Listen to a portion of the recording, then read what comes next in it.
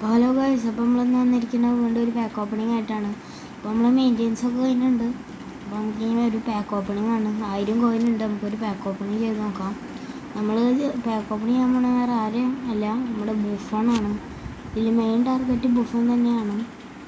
ആരെ കിട്ടാനും നോക്കാം. റൊട്ടേറ്റൊക്കെ ചെയ്യുന്നുണ്ട്. സോർട്ട് ഇടാം. പൊസിഷൻ ഇട്ടിട്ടുണ്ട്. നമുക്കൊരു 900 ഡയറക്റ്റ് അങ്ങോട്ട് കൊടുത്തു നോക്കാം.